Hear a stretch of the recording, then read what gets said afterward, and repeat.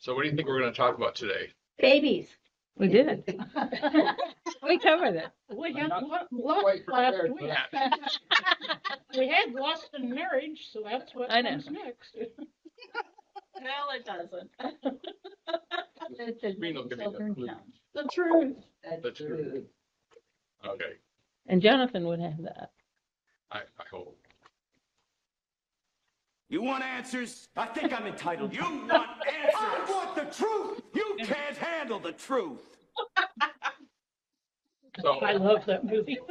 that's how we start. That's the same case as the And we're going to talk about little white lies and things of that sort later on. So we'll see if we can handle the truth. So the primary scripture for this lesson is Matthew 5:33 to 37. And it's one of the triads of wisdom that the author talks about, where there are 3 sections of it, and we'll review that shortly here. I want to show you 2 versions and see if you see any significant difference or similarities between the 2. So the first version is going to be the New Revised Standard Version, and the second will be the Message. So the first is the one that the church generally recommends use for study, and the second is a contemporary version of it. So, starting with the New Revised Standard Version, updated edition, and this is the first of the triad, the traditional righteousness. Again, you have heard that it was said to those of ancient times, "You shall not swear falsely, but carry out the vows you have made to the Lord." And the second part of the triad is the vicious cycle. But I say to you, do not swear at all, either by heaven, for it is the throne of God, or by the earth, for it is his footstool, or by Jerusalem, for it is the city of the great king. And do not swear by your head, for you cannot make one hair white or black. And I agree with that totally. They didn't have dye back then. I guess not. And then the third part of the triad is the transforming initiative, where Jesus says, "Let your word be yes, yes, or no, no. Anything more than that comes from the evil one." Now, do you understand that triad, the 3 parts of it? Does that make sense? Yep, it does. Joyce says it does. No, I said it doesn't. It doesn't? Well, it's just confusing for me. Okay. I think it makes sense.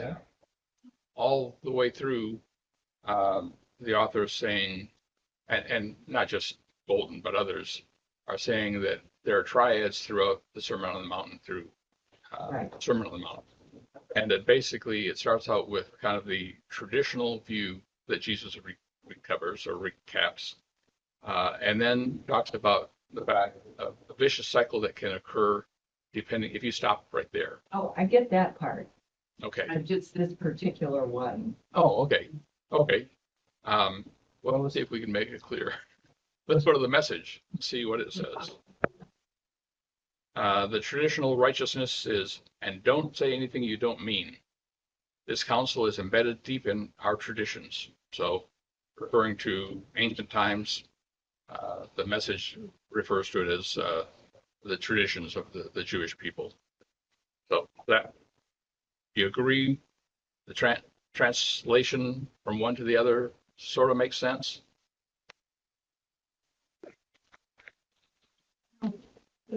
I think the Message kind of waters that down a little bit, the meaning of that first passage there. Okay. Okay. Other comments? Well, if you are Jewish, it may not water it down as much as it does to us, because we are not into the Jewish traditions. Okay. Well, I think that's the part you'd have to understand what tradition Yeah. is being referred to. And I Right. think in the New Revised Standard Edition, it's saying don't carry out the vows you've made to the Lord. So that would be the covenant that Judaism had with God. Okay. Or several covenants that they had with God. Yeah. So I guess if you were a Bible student, you would understand that reading the Message, but somebody who didn't know that history would Okay. not get the fuller message there. Okay. Does one version mean more to us today than the other?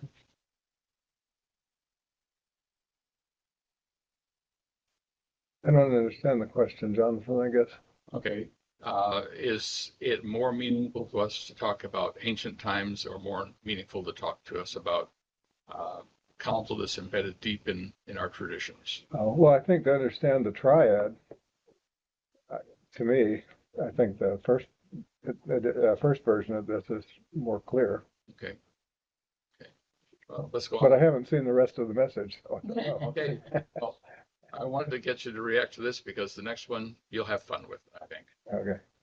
The vicious cycle says you only make things worse when you lay down a smoke screen of pious talk, saying, I'll pray for you, and never doing it, or saying, God be with you, and not meaning it. You don't make your words true by embellishing them with religious lace. In making your speech sound more religious, it becomes less true.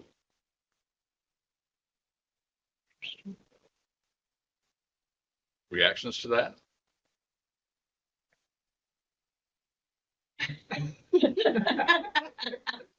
Interesting way of looking at it. I don't want to be the only one to talk, but to me that sounds like it's written specifically for a Christian audience, Yeah. not for a Jewish audience. Because Jews never just talk.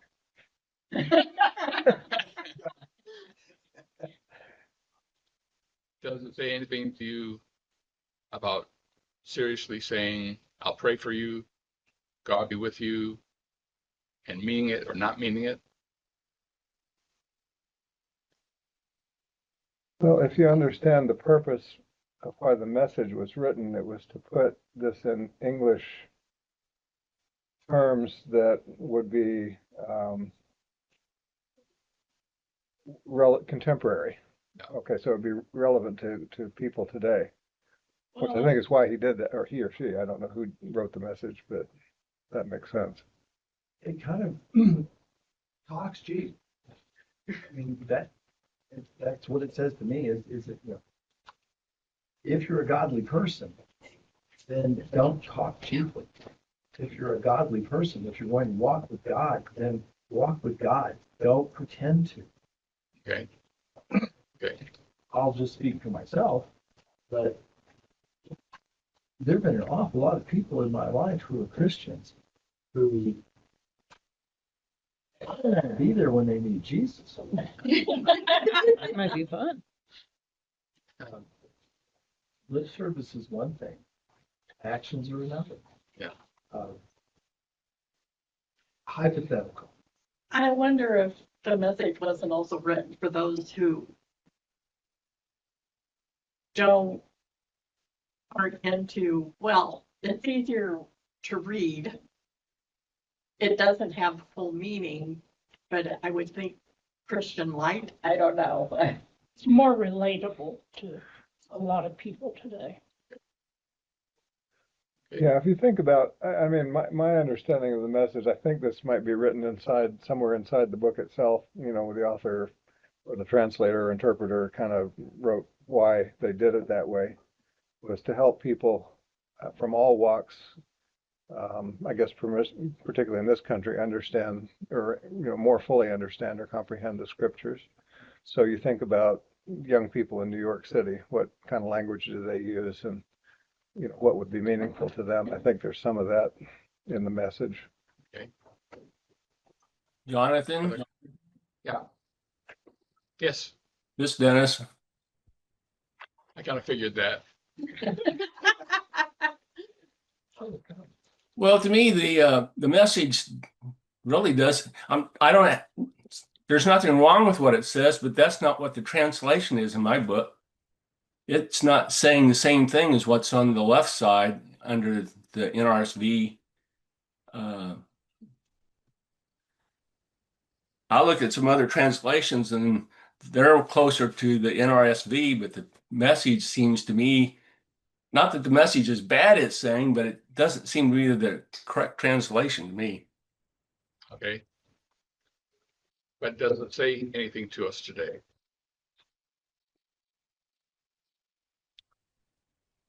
Well, the message is fine in what it's saying,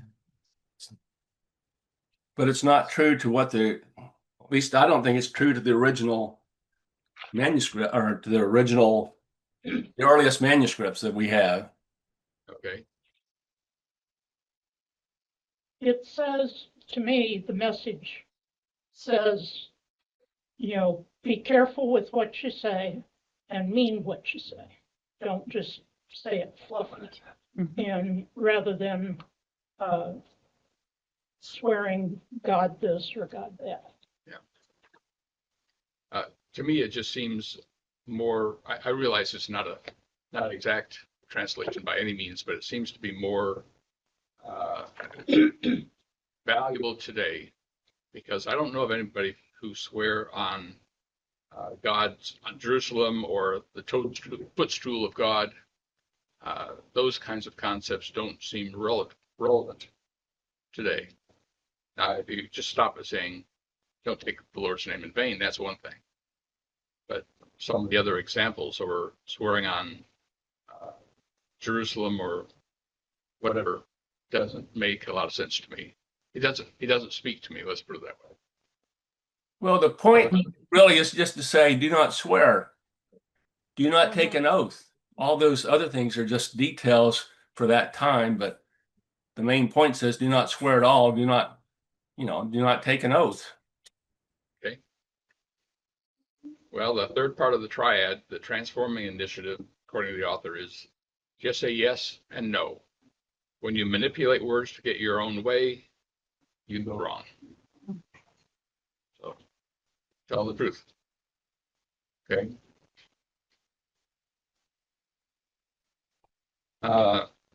Bolton also refers to James 5:12, and generally speaking, it's believed to be written by James, the brother of Jesus, and according to James 1:1, servant of God and the Lord Jesus Christ. So what's interesting is James is considered a skeptic at the time of Jesus' ministry, but converted after the resurrection. So here's the scripture. Above all, brothers and sisters, do not swear either by heaven or by earth or by any other oath, but let your yes be yes and your no be no, so that you may not fall under condemnation. And other translations say hypocrisy. Okay. Is that a little bit more succinct? I came late to the party. Is when they say do not swear, is that do not lie? Means don't swear an oath, like don't promise something, or, Okay. My dad Not curse. right. not cursing. Okay. Okay. My dad Good to know. used that verse in the Bible to, somebody tried to get him to join the Masons.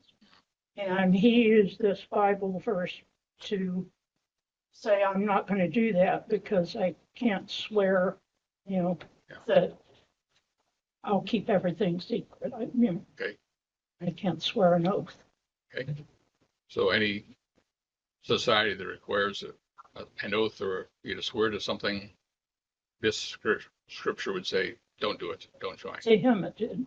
So what about, in this country, every member of the military, probably every government servant, employee, every elected politician swears an oath to uphold and protect the Constitution of the United States. That's exactly the question.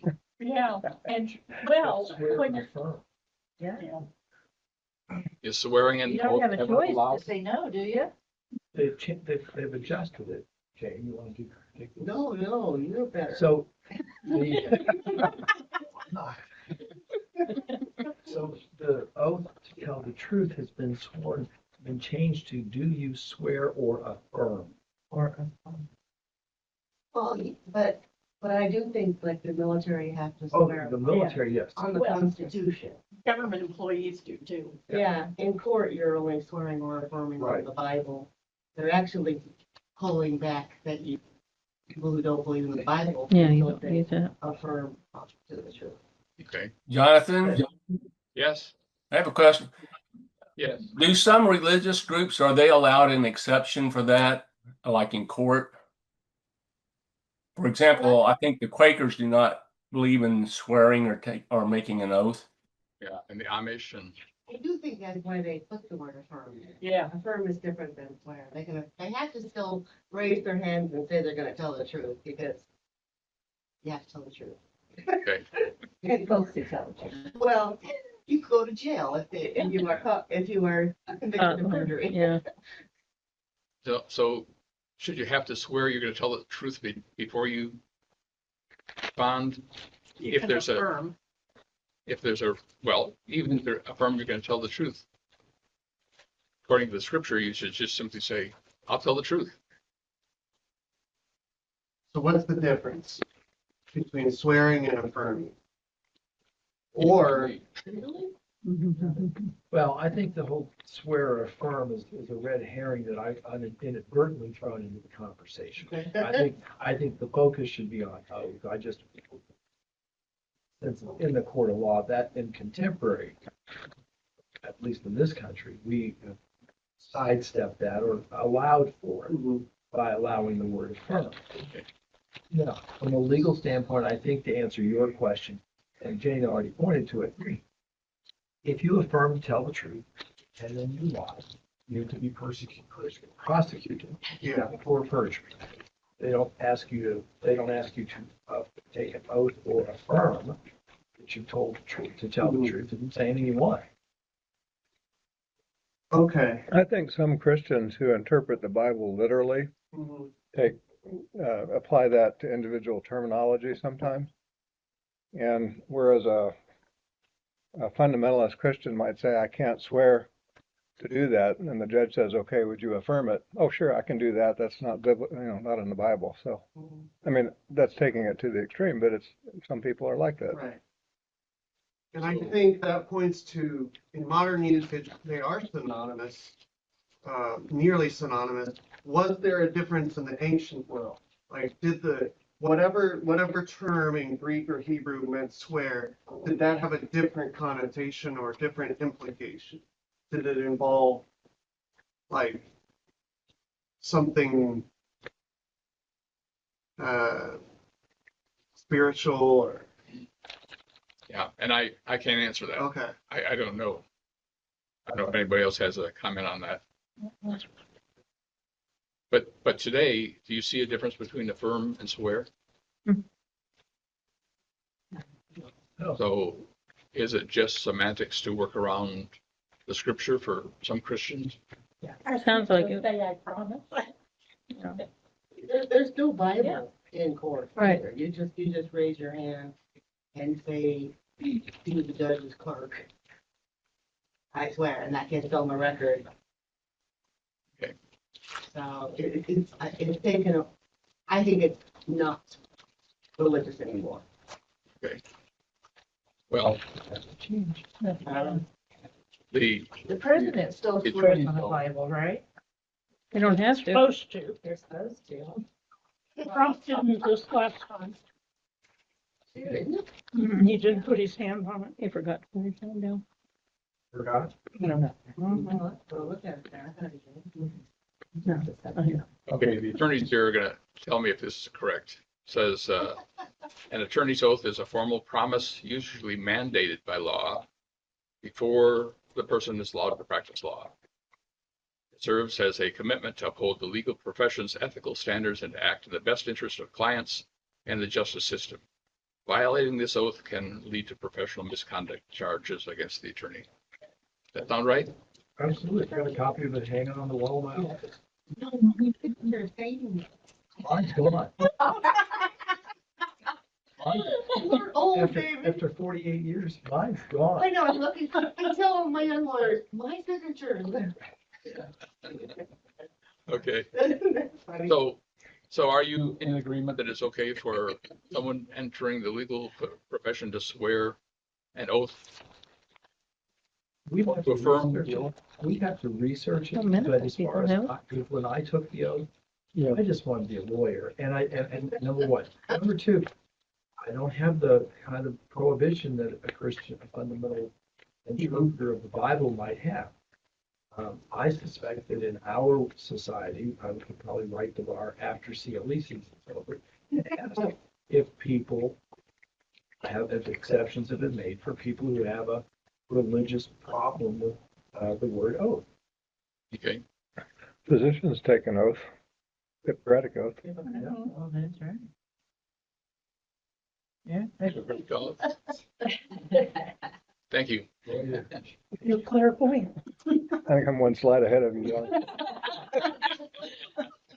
I'll reset my PowerPoint here in my head. So the doctor pledges to uphold ethical standards, including principles like confidentiality and non-malfeasance. The oath serves as a moral guide for doctors during their careers. So there's another case where an oath is expected either to be affirmed or sworn to.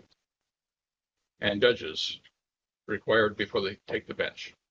Includes commitment to administer justice impartially and uphold the Constitution, is a promise to fulfill their responsibilities with integrity and fairness.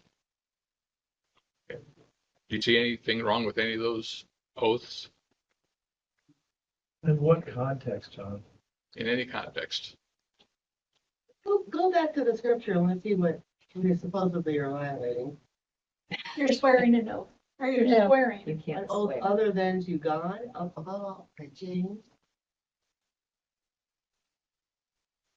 Do not swear by earth or by any. Ever, I mean, you're not even swearing Well- to God. No. I swear.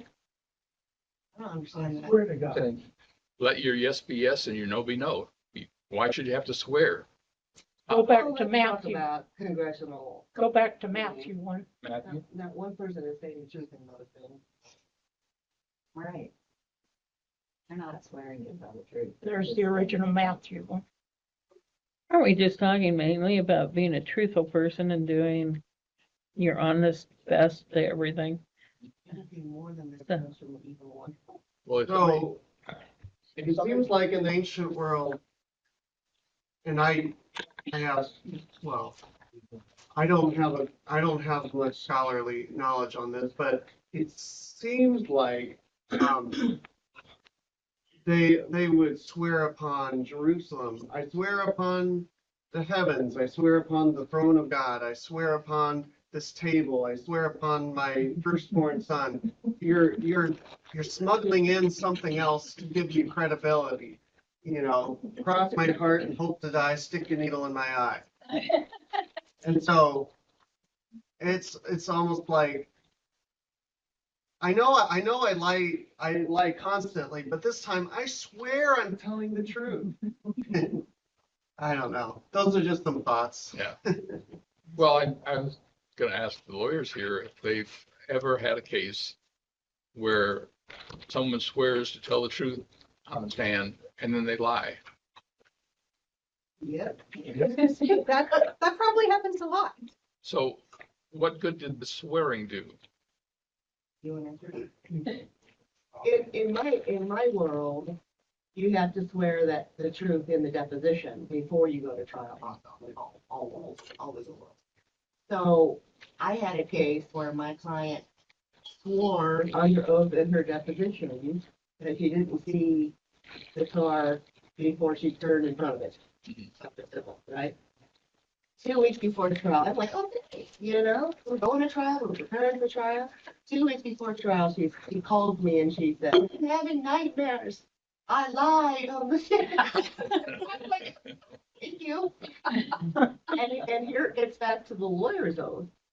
So my only choices were to settle or to tell the court in trial that I could not let her go on the stand and lie, and then for her to go on the stand and say that she lied in her deposition would have been even worse for trial. So I settled.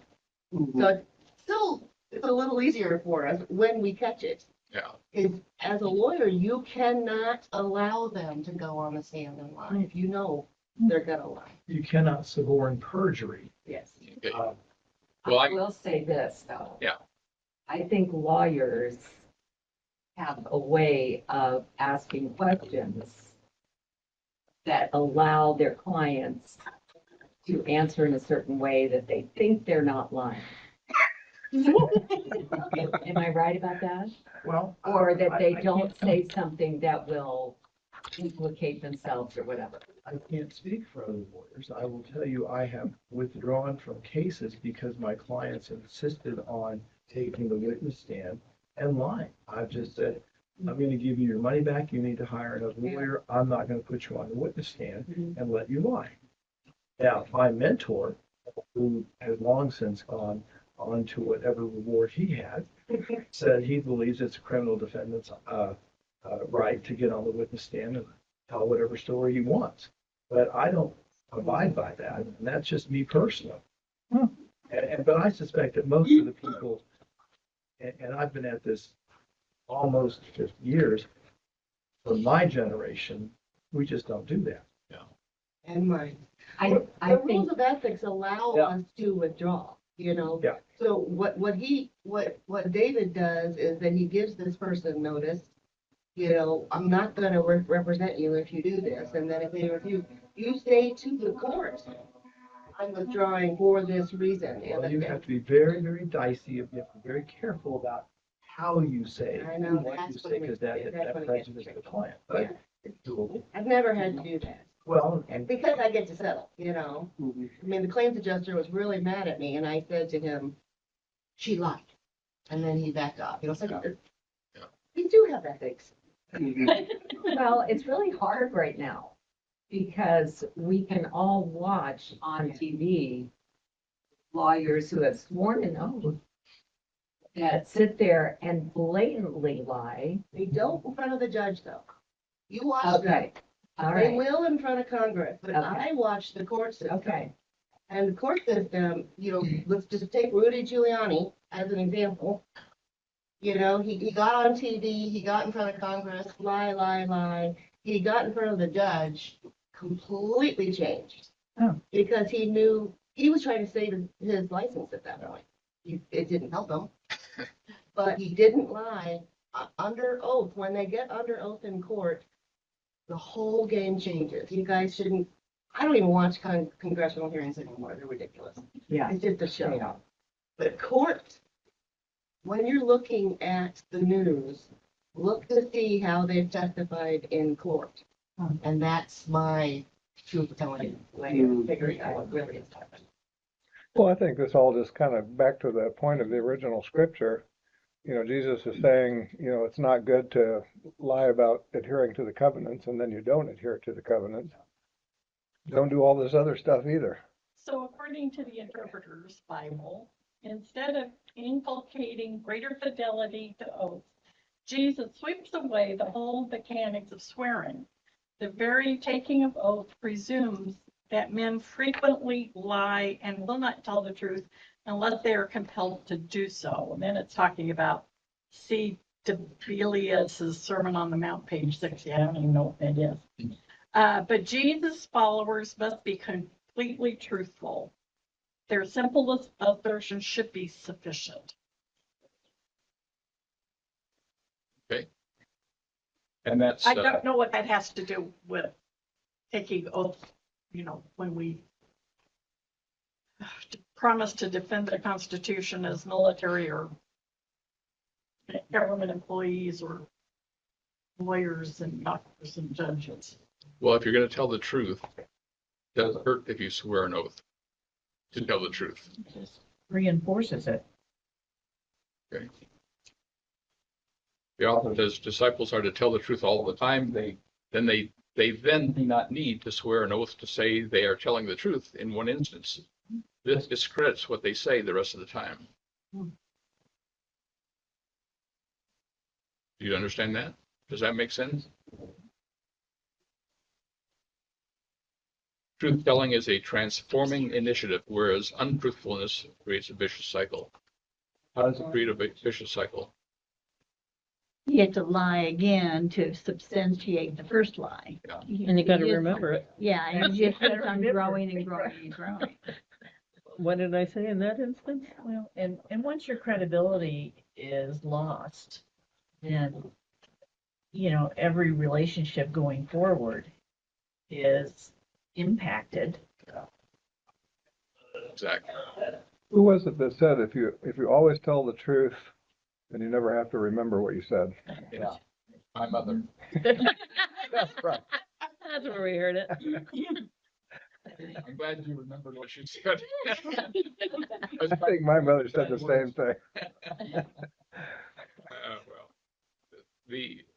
the author also points out that this particular scripture, Jesus draws on a couple of scriptures in the Old Testament, Exodus and Deuteronomy, which read almost word for word. You shall not make wrongful use of the name of the Lord your God, for the Lord will not acquit anyone who misuses his name. And the second one is also almost word for word in Exodus and Deuteronomy. You shall not bear false witness against your neighbor.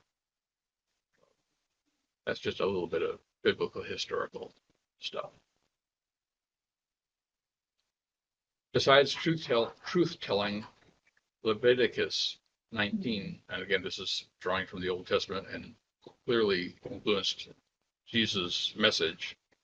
It instructs us to don't swear falsely using God's name.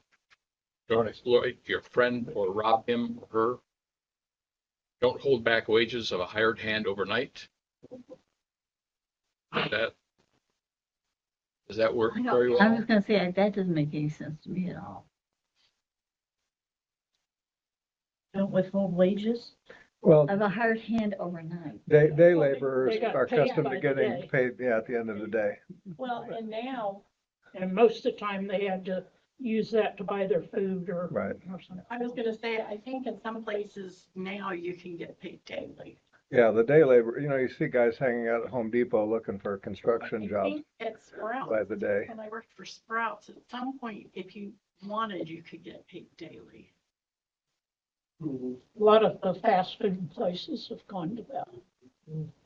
A friend of mine grew up in India, and her father was like an ambassador or something, so they were pretty well off. And they had people just literally sitting outside the estate, and they'd come up to the door in the morning and, do you have any work for me? And I think she said her car got washed, or family car got washed daily. And they'd pay, it was kind of, they knew that this was the economy, and they were caring for them, and they'd pay them off at the end of every day. And it was just, that was their cultural. Yeah, for day labor, that makes sense. What about for the rest of us?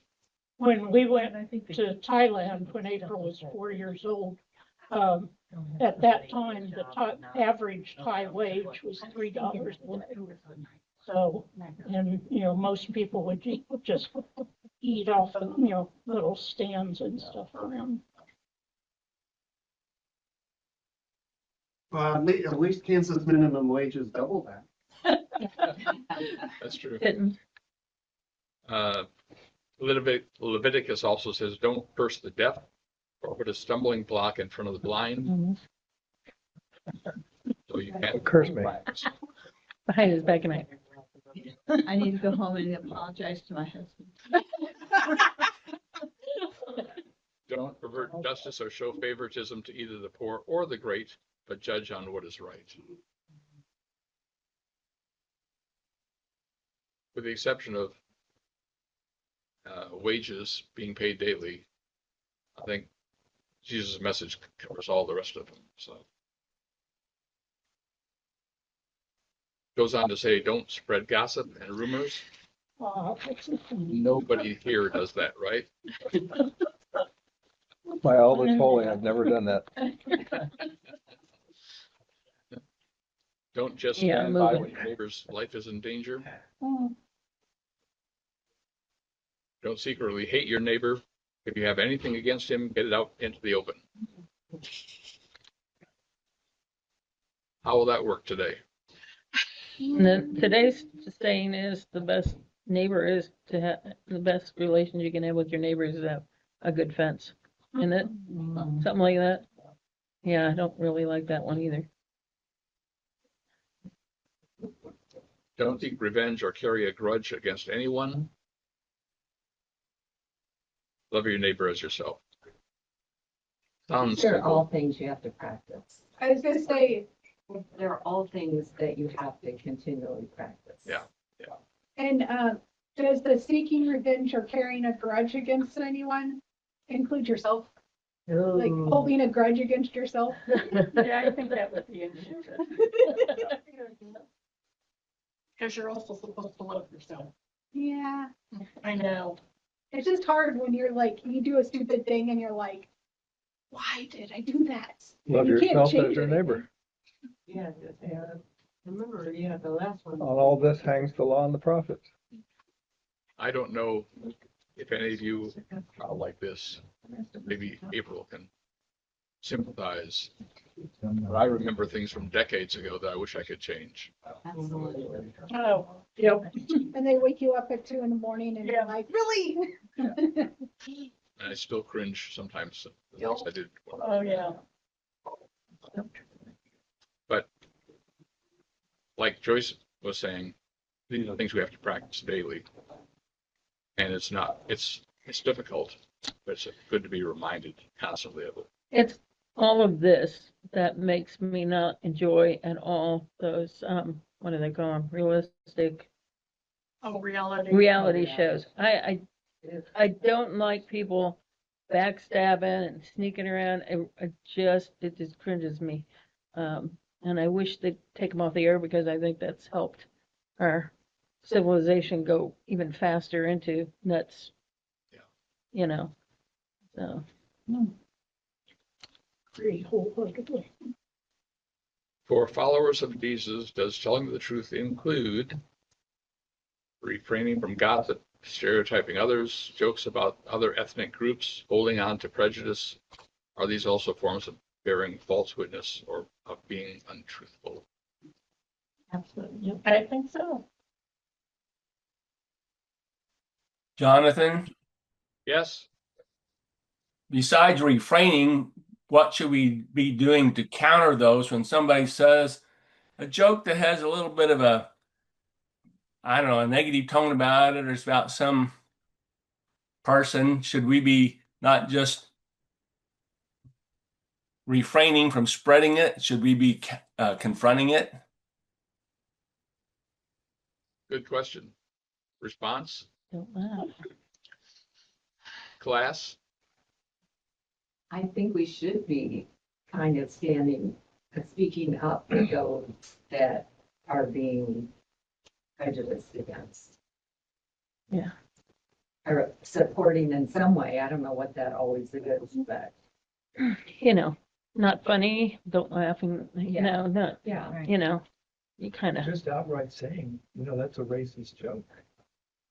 Sometimes it depends on who's saying the joke and how safe it is to respond to them. Should it Arlene's got a point. I mean, there's some people you could say, I think that's a racist joke and it's in bad taste and it promotes discord in our society. And the guy standing across from you takes his gun out and shoots you. I mean, we live in the sea of guns these days, so she's exactly right about the safety of it. Yeah. But I had an office partner who I grew up with. His parents taught me Hebrew in a religious school, and I used to be a real offender of that. I would tell ethnic jokes, and every time I would tell one, he would say, David, that's how things started in Germany about us in the 30s. So knock it off. And I don't tell those jokes anymore. It's difficult to confront somebody and to say it in a way that doesn't provoke, anger or a response on their part that might be even harmful. You don't want to say, well, that's just a racist joke, cut it out. That may not be taken well. Yeah. But you could say, I wish I could appreciate that joke, but because I believe that, it's a responsible thing to do to, be good with other ethnic groups, I'm unable to appreciate your humor and I wish you'd stop. something like that. Okay, Martha was still a way to say. That is I'm stealing right. it. I know. I'm stealing that. I'm stealing that, but Could you repeat that? Could you I just will. say, Jonathan, could you just say, rather than telling them what you think it is, just say, I find that joke offensive? yeah. Yeah. But that gets more towards the Arlene and David gets you shot. I think that it definitely, the biggest thing you can do in a situation where you don't know the person or know if it's going to be safe to respond to them is not engage in it and walk away. Yeah. Take yourself out of that situation, and then, like, if it's somebody in your life and you feel comfortable talking to them, say, hey, that's offensive, you need to stop. But a lot of times the people are saying those jokes or saying those things because they want the rise out of somebody. If you take the rise away, that might be part of the thing that gets them to stop. It just depends on what their motivation is. I think that's true. Just walking away sometimes sends a message that's pretty clear. Especially if it's someone you know well or a family member that, whatever, it can really, you don't want to escalate something. I've always thought that stereotype and prejudice is based on ignorance. It means if they're stereotyping an entire group of people, and when we all have to stop ourselves from stereotyping, right? Because not everybody in that group is the same. So I have always tried to talk things through with people in order to educate, maybe educate together. I'm thinking of this one young man at my work that I don't know, he just never really learned some of his language is really offensive to women, And so I have learned to kind of pull him aside. I don't embarrass him in public, but I pull him aside and I'm like, dude, this is not a word you say. And it's turned into now that he comes to me and says, what do you think of this saying this? And I'm okay with that. I mean, to me, it's like you got to educate yourself, and if you can't, then go ask for it. Because our parents had prejudices from their parents. I had to educate my mother a couple of times. I mean, it's just ignorance. Well, we were raised with cartoons and, I remember the one restaurant that was a breakfast restaurant and they had a little black Sam boat and it was all over the walls and stuff. And That was my favorite book. and things like that, that were taught to us, just by watching TV or being in society. Yeah. And we've kind of gotten away from most of that. Our parents, we still sometimes get stuff from, but as far as a lot of the others, we've kind of learned to, get that out of the way. But, it is about learning. We had to learn it. right. Okay, I'm going to swing the pendulum just a little bit the other way. And I think the overall message of this slide is that you want to tell the truth, and stereotypes, the danger is that they not only offend, that they distort the truth. Yeah. Okay. I'm an advocate of, I want to empower people to notice patterns. Like, we are a pattern-seeking creatures. We notice patterns by saying, oh, you noticed a pattern, you're a bad person. That's kind of gaslighting somebody. But saying, well, because I've noticed this pattern in some of you, this racial pattern, I can extrapolate and I can say, you must believe this and you must believe that. No, that's the stereotype. As far as the jokes go, I think a joke can be racial without being racist, but you have to be extremely careful and prudent about that.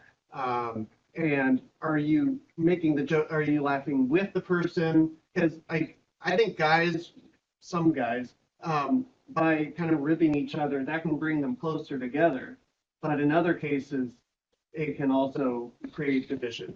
So there's that nuance. But I think, yeah, I just want to push back a little bit on the stereotypes are always bad.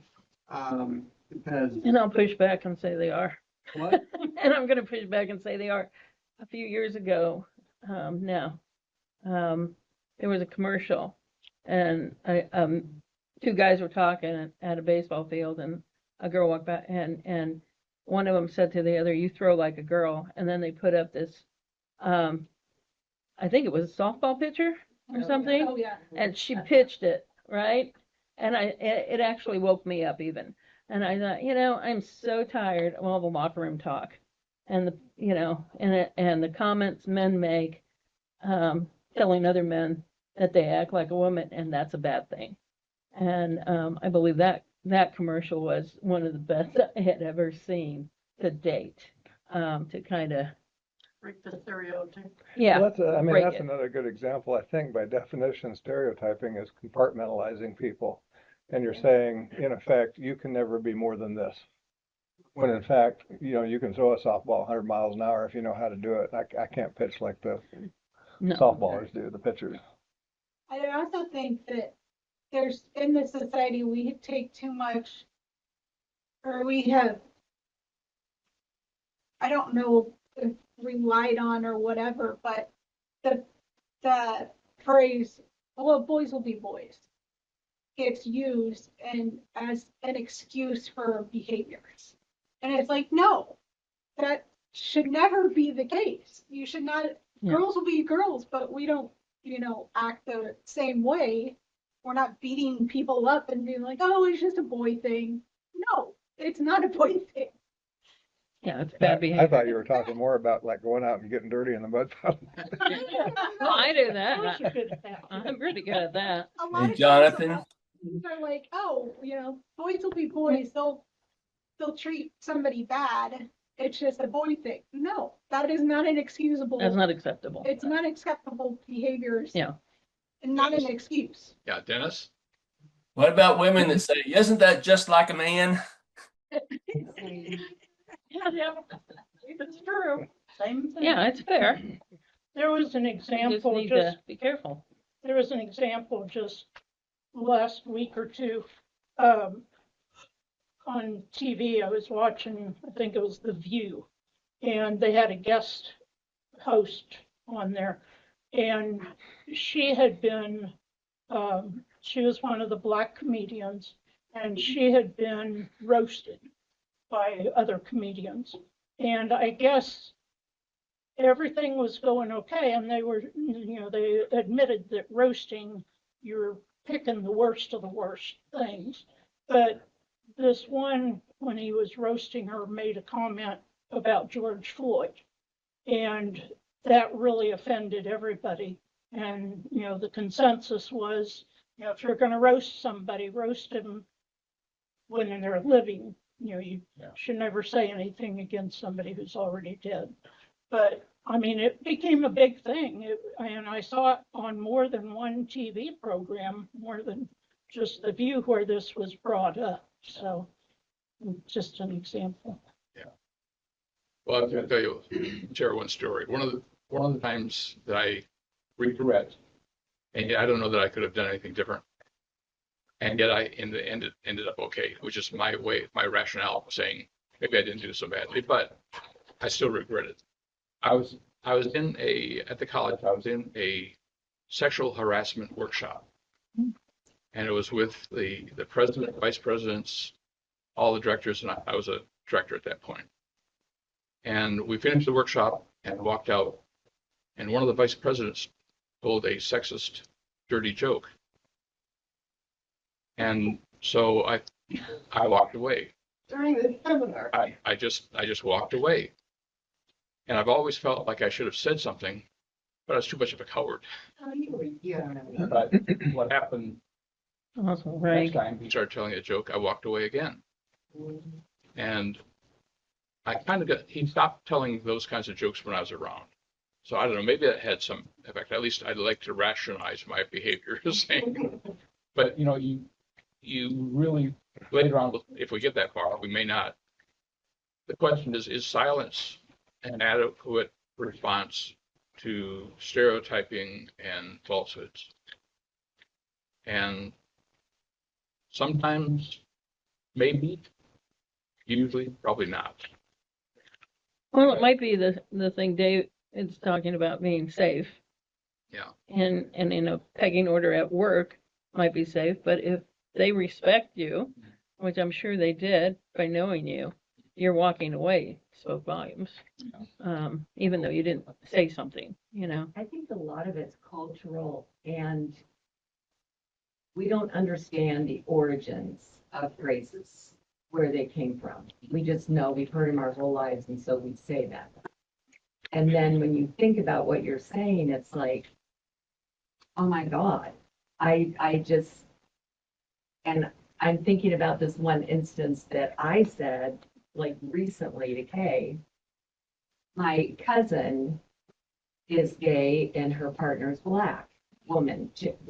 They're both incredible people. Love them dearly.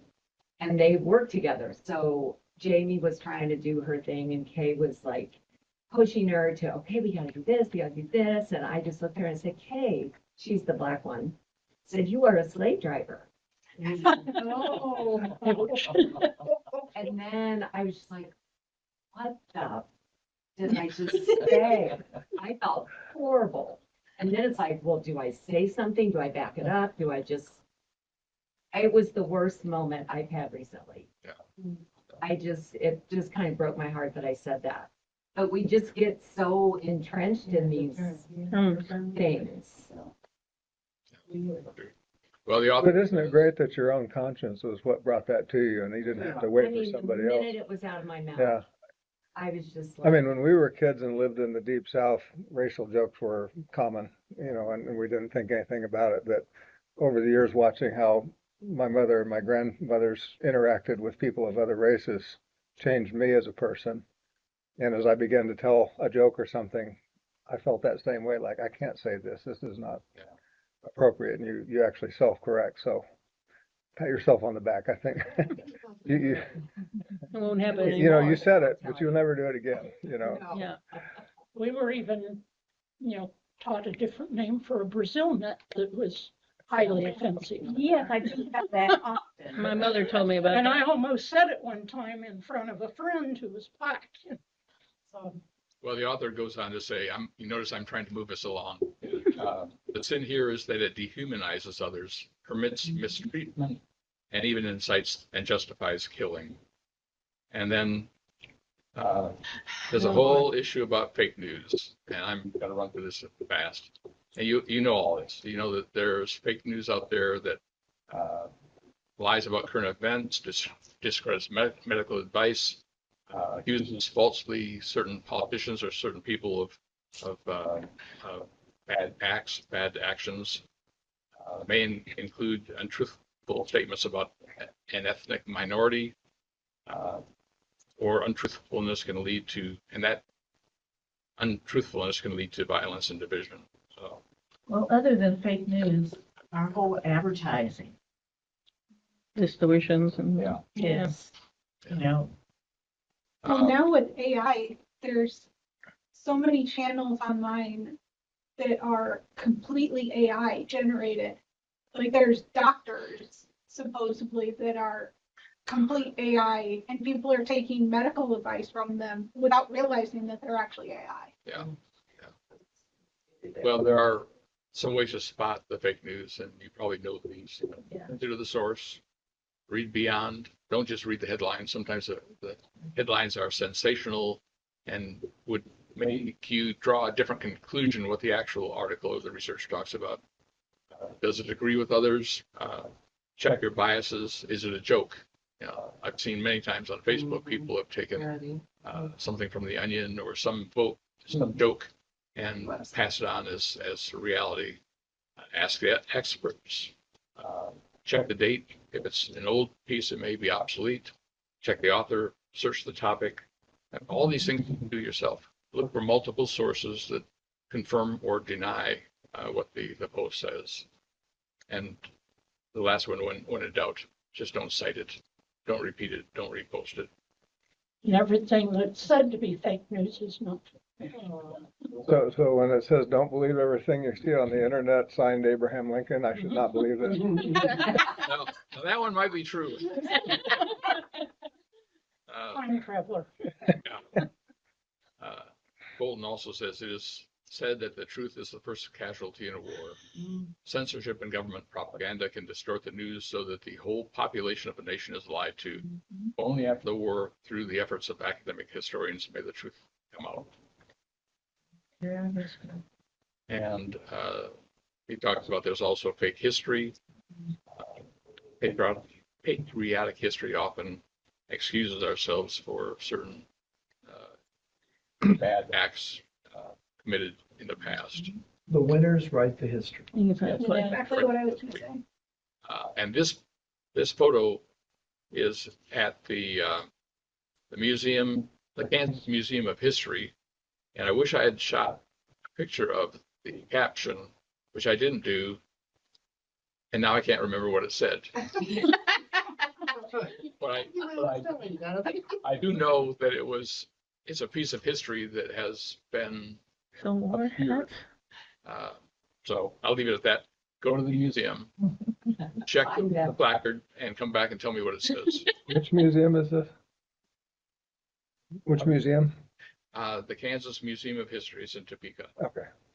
So a federal judge has now told the Trump administration to put back all the exhibits in the museum that were taken down that talked about slavery and things that made America look bad, I guess. Yes, Recently. exactly. So the judge actually said it have to be put back by the 4th of July. We'll see how that works out. Yeah.